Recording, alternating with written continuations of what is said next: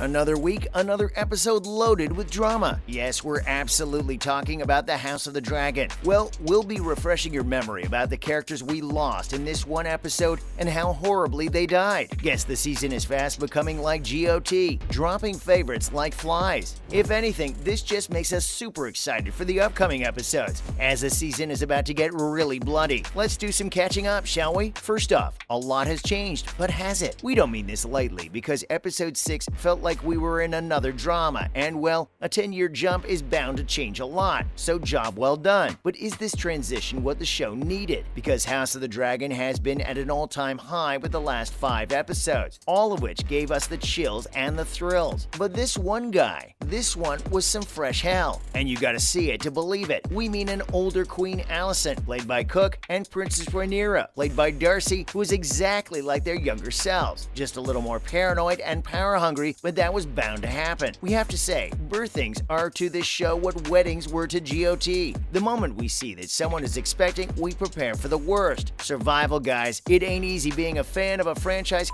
bent on killing off beloved characters. With the princess going through a difficult birth and the queen summoning the baby as soon as he was delivered, it was little wonder that the mother decided to accompany him. Of course, it was a painful sight, and we did feel that the unkindness of the queen was quite obvious. The tension in the room isn't eased by the arrival of King Viserys, who dotes on his new grandson as the two ladies harbor negative thoughts and wishes for each other, the dislike mutual and apparent. Now for the legitimacy of Princess Rhaenyra's children. She has 3 sons, as shown in the season, and if you guys remember, her marriage was a political one, meaning Sir Leonard and the princess were allowed to lead separate lives, but just present a joint front so that she could one day sit the throne with a strong husband by her side. Well, it seems like both of them have been true to their word. We saw in episode 5 that the love affair between the princess and Sir Criston Cole came to an end when he proposed that they run away. Like, come on, why do you even suggest such a thing? The girl's royalty, bro. Anyway, that story dies, and in episode 6, we find that all of Rhaenyra's children resemble the commander of the City Watch, Sir Harwin Strong, who also happens to be the son of the King's Hand. What a twist. And since they've been together for 10 years now, with 3 kids, we're sure it ain't a passing fling for sure. Which explains why the Queen was so eager to see the baby, and why she aimed a jab at Sir Leonard about eventually having a child that looked like him. To be honest, we can't stand the pettiness of Queen Alicent. While we get that her father really poisoned her against the Targaryens, carrying a grudge for so long is pretty unhealthy stuff, and she needs to watch her step as well as her mouth if she wants to make it out alive. Next up, we've got adults pitting children against each other. Uneasy lies the head that wears a crown. We get it, but there's a live king, and the kids are nowhere near thinking of each other as rivals. But thanks to the Queen's mother, the seeds of discord are being sown. We first see the 4 boys together in the dragon pit. Prince Aegon and Aemon, with their long ice blonde hair, and Prince Jacaerys Velaryon and his brother Lucerys, both dark-haired boys. We see that they get along fine, even teaming up against Aemon to tease him for being dragonless. If we're being honest, the fact that they got along really had us hoping for a better end than in the books, but we soon see Alicent filling her eldest born's head with her own fears, telling him that Rhaenyra's reign would mean an end to him and his brother. Kids are impressionable, y'all. Of course. He now looks at his sister and her children as a threat. This is mad drama, guys, and we can't lie. We love it. Then there's the face-off that takes place in the training yard, and guess who appears there? Sir Criston Cole.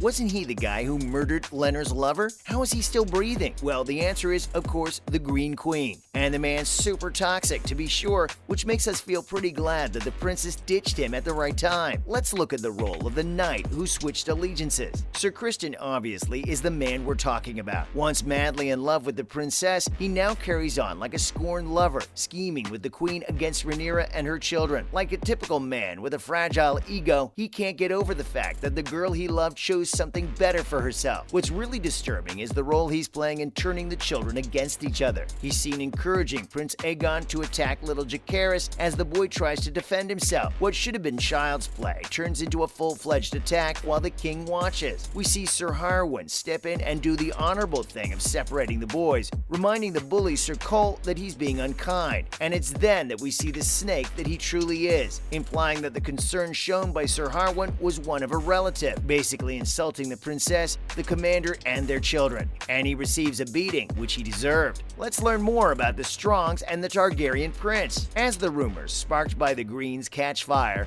and after the face-off between Sir Harwin and Cole, his father, the Hand tells the king he'll resign, but Viserys would have none of it. In the end, it is decided that his son will go to Harrenhal and take up his charge. The father and son both journey to the castle, where they meet a gruesome end. Burned alive, Lord Larry Strong, the queen's ally and second son to the Hand, sends men to finish off his brother and father. What scheming we honestly can't stand these Greens for sure. We have to admit that despite being a 10-year jump, this episode has really put things into perspective. The acting is divine, the storyline makes complete sense, and the family drama has us clinging to the edge of our seat. We also see Daemon, who has now taken up a family life with Laenor Velaryon and has 2 daughters, Baela and Rhaena. We find out that he has stayed away from Westeros with his family, roaming up and down the Narrow Sea. While all seems set and they appear picture perfect, we see his wife, expecting their 3rd child, urging him to go home. We can sense that he misses the court life as well, but Prince Daemon is a man of few words and denies any longing to be home. Finally, this was a traumatic affair, in true Targaryen style.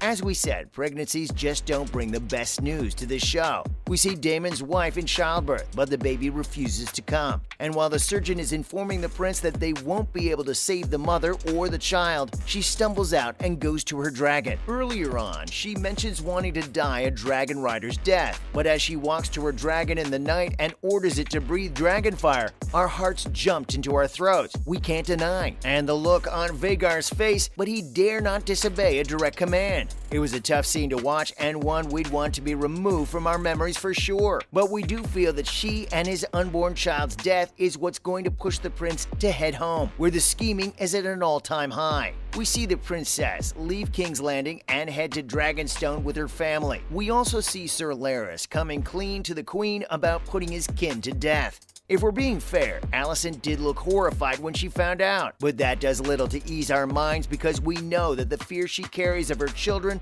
being at risk will not allow her to stop until she's ruined it all. Y'all, we can't wait for next week to arrive with another terrific episode. We also think that the showrunners have nailed the time jump thing for sure. The smooth transition has allowed the viewers to hold on to their feelings about the characters while swiftly progressing forward. That's a wrap for this video. What did you think of episode 6 of the House of the Dragon? Was it everything you guys expected or so much more? Let us know in the comments below. Make sure to give this video a thumbs up, subscribe to our channel, and press that bell icon for the latest information and news like this. See you in the next one.